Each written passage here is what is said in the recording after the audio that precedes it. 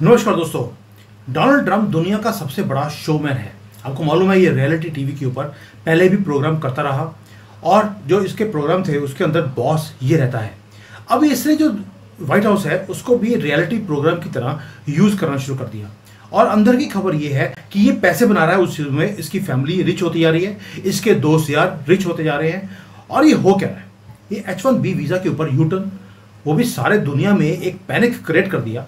Specially Bharat के अंदर deliberately ये क्योस क्रिएट किया जा रहा है और ऐसा लगता है जैसे कि इसकी पॉलिसीज अनक्लियर हैं।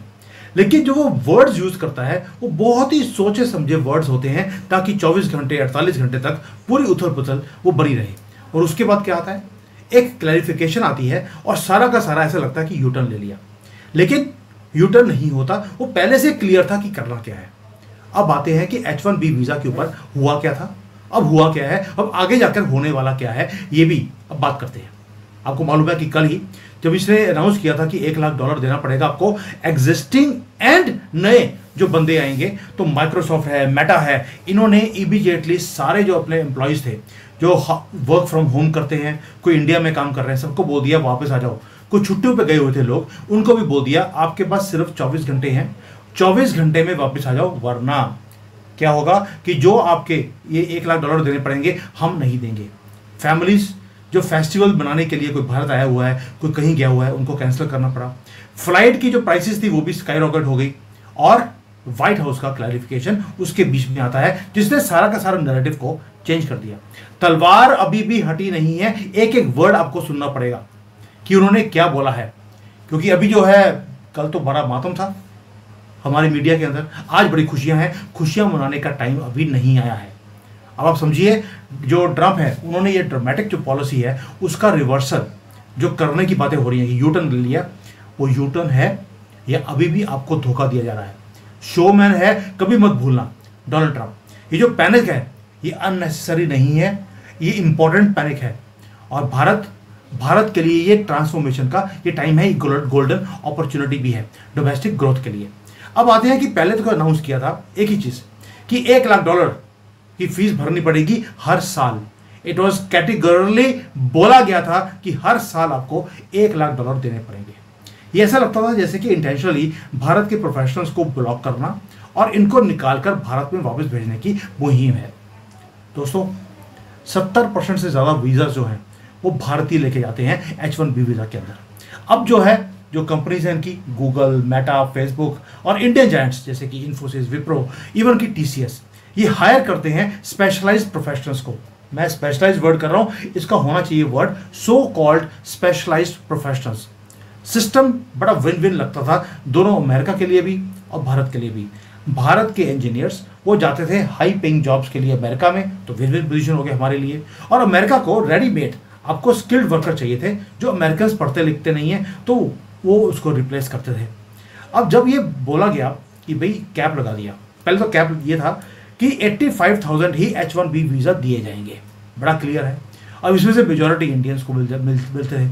जैसे ही $1 लाख बोला गया, ऐसा लगा जैसे कि पूरा का पूरा दरवाजा बंद कर दिया, कोई भी भारतीय वो नहीं जाएगा अमेरिका में, क्योंकि अमेरिका फर्स्ट की पॉलिसी शुरू हो गई है। लेकिन एक अनाउंसमेंट जिसने सारे ये जो बड़ी कंपनीज है, मेजर टेक कंपनीज में जो हड़कंप मचाया, तो व्हाइट हाउस से एक क्लैरिफिकेशन आना पड़ा। व्हाइट हाउस से बाद में क्लैरिफिकेशन आता है, पहले जो 24 घंटे थे लोगों के शेयर खत्म हुए, नीचे वैल्यू नीचे आई। अमेरिकन प्रेसिडेंट की फैमिली और उसके दोस्त उन्होंने पैसे बना लिए। शॉर्ट सेलिंग इसी को बोलते हैं। हिंडनबर्ग ने भी अडानी के केस में पैसे बनाए थे। अब क्लैरिफिकेशन क्या आई, 3 क्रिटिकल चेंजेस की गए हैं जो उन्होंने क्लैरिफाई किया है। 24 घंटे भी हुई नहीं अभी। और जो प्रेस सेक्रेटरी है कैरोलिन ल्यूवर्ट, वो आती है, उन्होंने क्या बोला, पहला जो $1 लाख की फीस है वो सिर्फ नई वीजा पेटिशंस के ऊपर लगेगी, एग्जिस्टिंग H1B वीजा के ऊपर नहीं लगेगी। चलिए पहले बोल देते, पहले क्यों नहीं बोला? यानी कि जो करंट वीजा होल्डर्स हैं आप कंटिन्यू कर सकते हैं अपने काम को बिना किसी फियर के, लेकिन आपका जो वीजा है वो तो 3 या 6 साल के लिए होता है सिर्फ, उसके बाद रिन्यू नहीं किया जाएगा, आपको वापस ही भेजा जाएगा। यानी कि अब जिसके 3 साल का वीजा है, 2 साल पूरे हो चुके हैं, 2.5 साल पूरे हो गए, 6 महीने के बाद आपको वापस आना है, आपका रिन्यूअल नहीं होगा। और ये जो फीस है ये जो बोला गया था कि हर साल आपको $1 लाख देना पड़ेगा, अब वो आ गया है कि एक टाइम, वन टाइम पेमेंट है सिर्फ, ये एनुअल रिक्वायरमेंट नहीं है जो इनिशियली बोला गया था। तीसरा एक और है कि जो ये वैलिड, मैं बार बार बोलता हूं कि आपका वीज़ा 3 से लेकर 6 साल के लिए वैलिड होता है H1B वीज़ा। उसके बीच में 90 लाख रुपए आपके लिए पे करने पड़ेंगे कंपनी को। हर साल नहीं, बेशक एक साल है, लेकिन 90 लाख कौन देगा? कंपनी तो देंगी नहीं, और देंगी भी तो जो टॉप के जो CEOs हैं उनके लिए दे देंगी, जो नीचे के जो लोअर स्टाफ वर्कर है उसके लिए पैसे देने के लिए वो तैयार नहीं है। तो इसलिए ये जो प्रॉब्लम है ये बहुत बड़ी प्रॉब्लम है। ये आगे जाकर आपको भारत में बैठकर भारतीय सैलरी देंगे और काम करवाएंगे वहाँ पे डॉलर में, रुपया पेमेंट करेंगे रुपीस में, यानी कि आपको एक्सप्लॉइट और भी ज़्यादा किया जाएगा अगर अमेरिकन कंपनीज के लिए काम करना है। दोस्तों ये भी बोल दिया गया कि जो एग्जिस्टिंग वीज़ा होल्डर्स हैं उनको इमीडिएटली कोई इम्पैक्ट नहीं है। अगर आप छुट्टियां मनाने गए हैं, आप छुट्टियां मनाइए, लेकिन डोनाल्ड ट्रंप है, शोमैन आदमी है, आप छुट्टियां मनाने गए और पीछे से उन्होंने पता लगे दोबारा से यूटर्न कर लिया, फिर क्या करोगे? यानी कि ये क्लैरिफिकेशन तो आ गई जो इन्होंने बोली है। और इसमें एक और भी चीज़ है, जो इंडस्ट्री का शटडाउन था कंप्लीटली, वो इतना ज़्यादा हो गया था कि it was a melt down. 24 घंटे में सबको अपनी अपनी मीटिंग्स करनी पड़ी कि भैया क्या होगा, आगे आके एम्प्लॉयज जो हैं उनको निकाला जाएगा, नहीं निकाला जाएगा, 1 लाख जमा कराने पड़ेंगे, छुट्टियां कैंसिल करनी पड़ेंगी, बहुत कुछ। लेकिन एक एक जो वर्ड है वो बड़ा ही इंपॉर्टेंट होता है ये जियो पॉलिटिक्स के अंदर। पहली बात है कि भारत का रिस्पॉन्स देखते हैं। भारत का रिस्पॉन्स एक ही था, जो रणधीर जायसवाल हैं हमारे, उन्होंने एक मेजर्ड रिस्पॉन्स दिया कि भाई एक तो जो पॉलिसी है वो म्यूचुअल बेनिफिट की होनी चाहिए। चलिए वो तो एक स्टैंडर्ड लैंग्वेज है, लेकिन उन्होंने ये भी बोल दिया कि जो स्किल्ड टैलेंट है उसकी मोबिलिटी ईजी होनी चाहिए, लेकिन साथ में एक वर्ड यूज किया, टेक्नोलॉजी एक्सचेंज चाहिए जो बेनिफिट करे आपके कंट्री को भी और हमारी कंट्री को भी। H1B वीजा की बात हो रही है और हम टेक्नोलॉजी ट्रांसफर की बात कर रहे हैं। आपको कुछ समझ आ रहा है? कुछ डॉट्स जो जुड़ रहे हैं आपके साथ। और साथ में ये बोल दिया कि अगर ये टेक्नोलॉजी जो है ट्रांसफर होगी तो वेल्थ क्रिएशन होगी, दोनों आपके लिए भी और हमारे लिए भी, और टेक्नोलॉजिकल जो डेवलपमेंट्स हैं वो भी क्रिएट होनी शुरू हो जाएंगी दोनों कंट्रीज के लिए। यानी कि H1B वीजा की बात हो रही है, लेकिन यहां पर हमारा जो फॉरेन मिनिस्ट्री है वो बात कर रहा है किसकी? टेक्नोलॉजी एक्सचेंज की, स्किल्ड लेबर की मोबिलिटी की। अब स्किल्ड लेबर की मोबिलिटी तो इंडिया से अमेरिका जाती है, अमेरिका से भारत तो कभी मैंने देखा नहीं आती हो, तो आपने बोलना शुरू कर दिया अब आपके लोग यहाँ पर आएंगे, यानी कि जो भारतीय जो अमेरिका में रहते हैं H1B वीजा पे काम कर रहे हैं वो वापस आएंगे। और वेल्थ क्रिएशन तो भारतीय वहाँ जाकर अमेरिकन कंपनीज के लिए करते हैं। अब वेल्थ क्रिएशन भी म्यूचुअल, टेक्नोलॉजिकल डेवलपमेंट भी म्यूचुअल, और टेक्निकल जो एक्सचेंज है वो भी म्यूचुअल की बात है हमारी गवर्नमेंट ने ऑलरेडी करनी शुरू कर दी है। यानी कि जो पहले दिन से बोल रहा हूँ ये मिली भगत है और कुछ भी नहीं है। अब आते हैं ये जो रिस्ट्रिक्शंस है, भाई हमारी गवर्नमेंट ने एक और बोल दी, इसका एक ह्यूमैनिटेरियन कॉन्सिक्वेंसेस है। क्यों? क्योंकि जो फैमिलीज हैं वो इफेक्ट होगी, अब उनके बच्चे पढ़ते हैं वो क्या करेंगे वहाँ पर।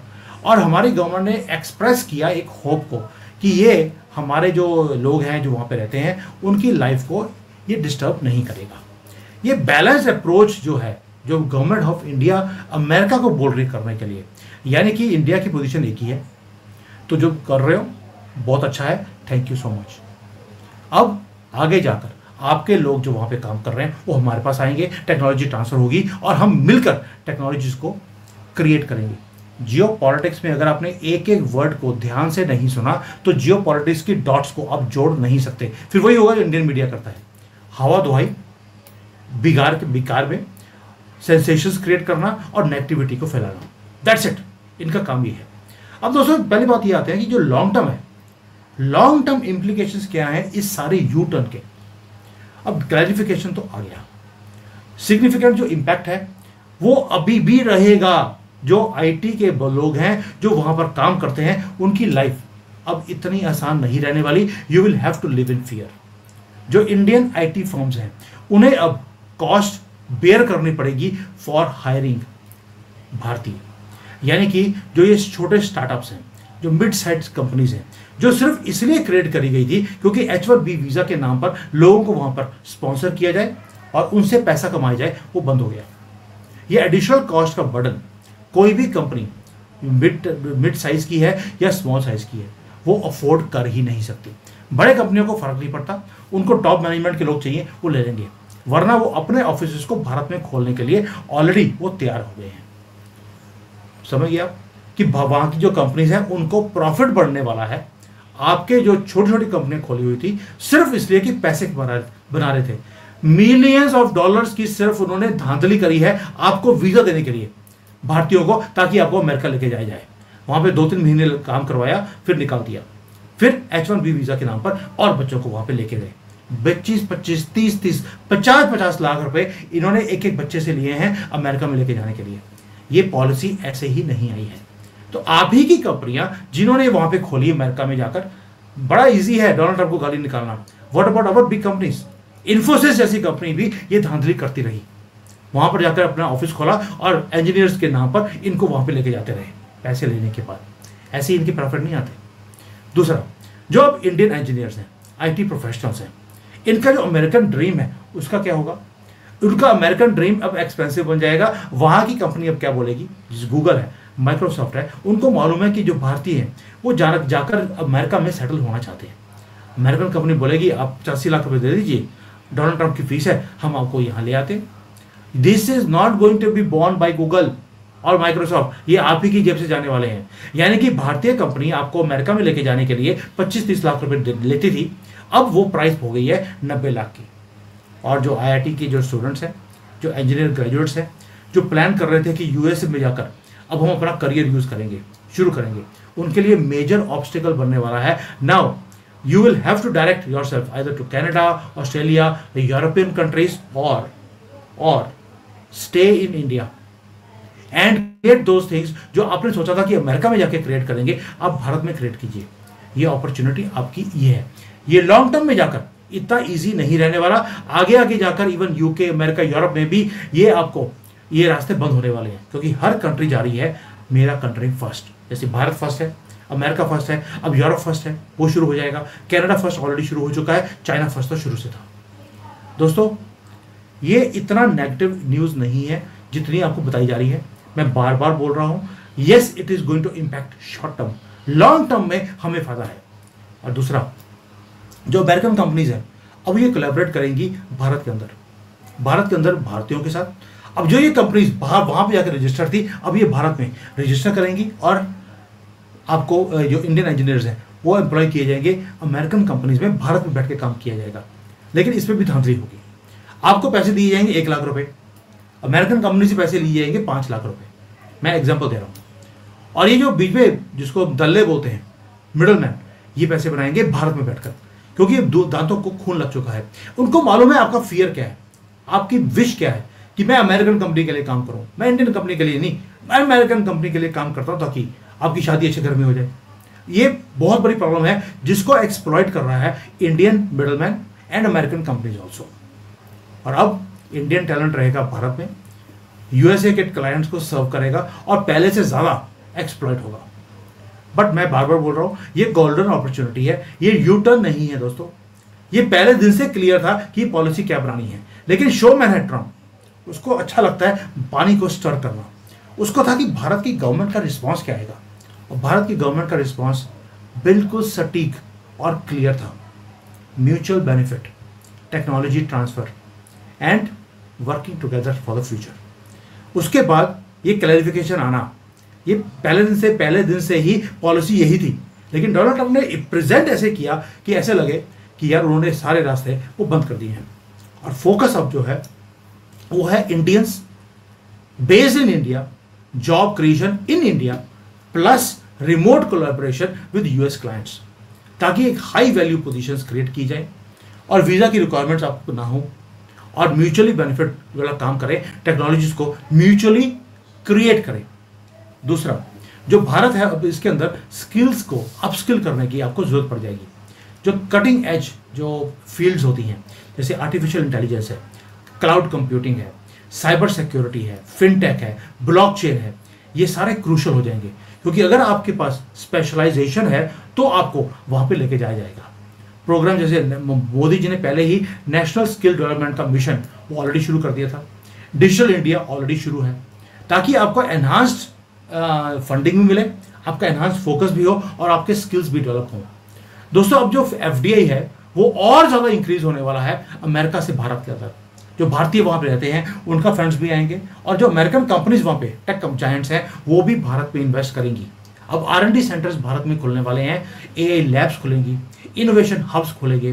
Rather than bringing Indian talent to America, now America is going to come to India.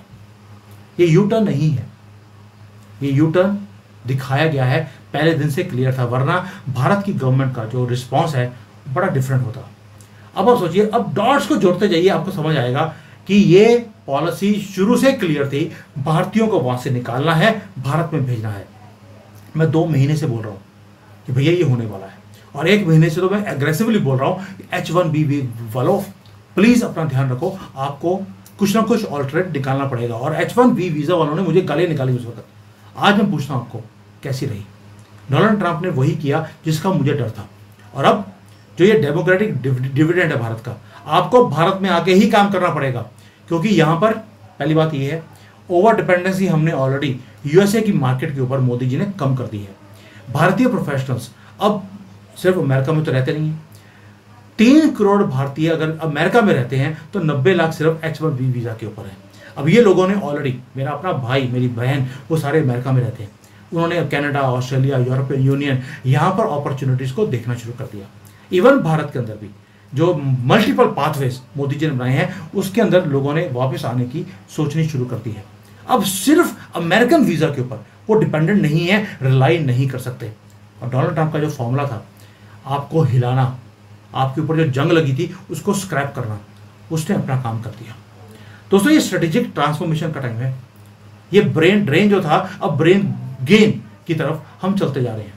और ये जो शिफ्ट है, ये भारत को पोजीशन करेगा टेक्नोलॉजिकल पावर हाउस में। हमने चाइना के साथ भी अभी एग्रीमेंट्स करे हैं, जापान के साथ करे हैं, साउथ कोरिया के साथ करे हैं। किसके लिए? टेक्नोलॉजी ट्रांसफर के लिए। आपको याद है मोदी जी ने चाइनीज कंपनी को बोला था आपको 20-24% आप भारत में इन्वेस्ट कर सकते हैं बिना परमिशन लिए। कौन सी इंडस्ट्रीज में? टेक्नोलॉजी में, सेमीकंडक्टर में, इलेक्ट्रॉनिक्स में। डॉट्स जोड़ रहे हैं आप। जापान के साथ जब हम गए और साउथ अफ्रीका में जब बातें करी हैं, वहां पर भी हमने टेक्नोलॉजी ट्रांसफर की बातें करी हैं, सेमीकंडक्टर की बात करी है, एंड फ्री हैंड उनको, आइए भारत में इन्वेस्टमेंट करिए। जब वहां पर एग्रीमेंट्स हो गए, वहां से H1B वीजा का स्यापा शुरू हो गया। ये है डॉट्स। जब आप सारे जोड़ते हैं, यानी कि भारत अब टैलेंट सप्लाई करेगा, टेक्नोलॉजीज अमेरिका से, चाइना से, जापान से, साउथ कोरिया से, वो भारत में आएंगी। और भारत का टैलेंट जो बाहर जाता था, अब टैलेंट वो वापस आकर इसी कंपनीज में वो काम करेगा। सिलिकॉन वैली अब अमेरिका में नहीं रहेगी, वो भारत में आएगी। ये बार बार बोल रहा हूं आपको, ये 1 साल के बाद आप देखेंगे बेंगलोर, हैदराबाद, इवन की पुणे, ये हब्स बनेंगे सारे सिलिकॉन वैली के। अब सिलिकॉन वैली भी एक नहीं, मल्टीपल हब्स ये बनाए जाएंगे भारत के अंदर। ये जो डोमेस्टिक अपॉर्चुनिटी हमारे लिए मोदी जी ने खड़ा कर दी, ये ट्रंप और मोदी की मिली भगत है दोस्तों। नहीं तो मोदी जी चाइना में जाकर चाइनीज कंपनीज को हाँ नहीं बोलते कि आप टेक्नोलॉजी अपनी लेके आइए, भारत में इन्वेस्ट कीजिए। और चाइना ने ऑलरेडी बात करनी शुरू कर दी है यहाँ पर कि अब भारत में अपॉर्चुनिटी है राइज करने की, क्योंकि सस्ता टैलेंट मिलेगा। सस्ता टैलेंट बोल रहा हूँ क्योंकि ये जो लोग हैं, ये जो भारत के लोग हैं, जो पहले सिर्फ इसलिए कि डॉलर कमाने के लिए बाहर जाते थे, अब ये भारत में बैठकर, वही जो 1 लाख वाला आदमी है वो 1.5 लाख में काम करेगा, कोई दिक्कत नहीं है। और इसीलिए ये जो चैलेंज है, ये अपॉर्चुनिटी में क्रिएट हो गया है भारत के लिए। क्यों? क्योंकि अब हमारी डोमेस्टिक इनोवेशंस वो राइज करेंगी, इंटरनेशनल कंपनीज भारत में आएंगी, और जो लॉन्ग टर्म इम्प्लीकेशंस है वो ये है कि अब स्ट्रक्चरल चेंज होगा भारत के अंदर। जो ये लाइनें लगती थी अमेरिकन एम्बेसी के बाहर, वो बंद हो जाएंगी। ये गर्मी में खड़े करते थे आपको घंटों घंटों, क्योंकि उनके दादागिरी थी यूएसए की कि भैया आपको हम लेके जा रहे हैं, डॉलर में पेमेंट करनी है, वो खत्म हो गया।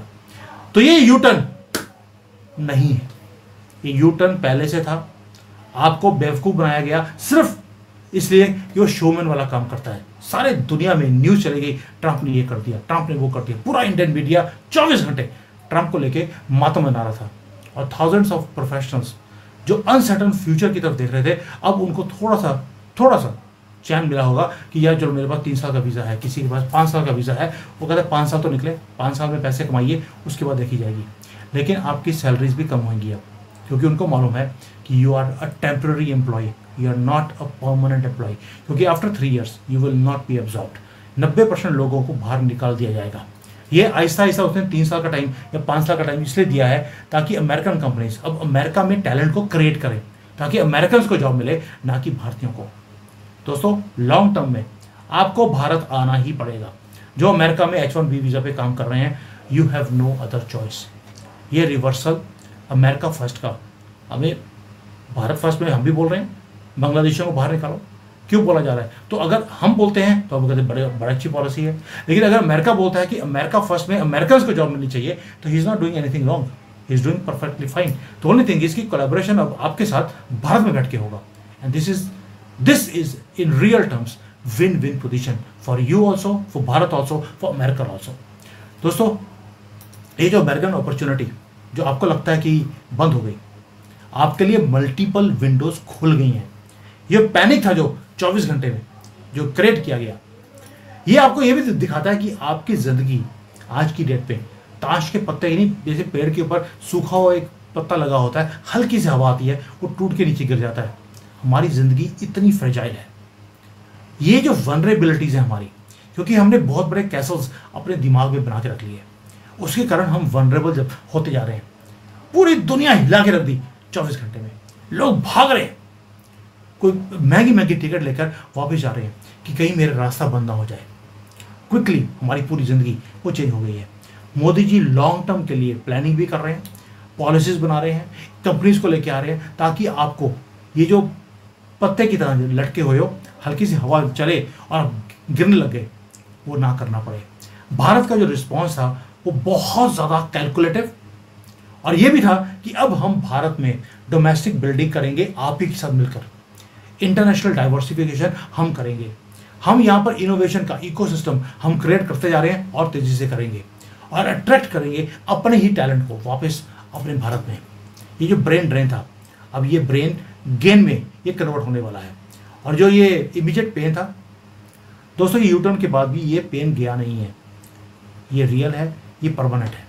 और अगर आप सोचते हैं कि भाई ये पॉलिसी अभी भी फिक्स है, अभी भी इसमें बहुत सांप निकलने वाले हैं, आगे आगे देखेंगे आप, ये इतनी आसानी से आपको छोड़ने वाला नहीं है डोनाल्ड ट्रंप। उसको एक ही चीज़ है, अपने वोटर बेस को उसको खुश करना है, पहली बात ये, उसको अपने कंट्री को आगे लेके जाना है, ये दूसरी बात। तीसरा, you are just a servant, you are a टैकुली फॉर देम। तो इस अगर आपको अपनी इज्जत प्यारी है, अपने देश में वापस आ जाइए, वहीं पर आपका फ्यूचर है। और जो पैनिक है, ये पैनिक को कभी भूलना मत, क्योंकि ये पैनिक बार बार आपको दिया जाएगा, ये इतना जल्दी से खत्म होने वाला नहीं है। ये दरवाजे आपके लिए जानबूझकर बंद किए जा रहे हैं, ताकि आप अपने कंट्री में जाकर सिलिकॉन वैली को ले जाएं यहाँ से उठाकर, और वहां पर लिब्रांडो वाली जो सोच है उसको बाहर निकाल दें। अपॉर्चुनिटी आपको जानबूझकर दी गई है, अब मर्जी आपकी है। थैंक यू, जय हिंद, वंदे मातरम।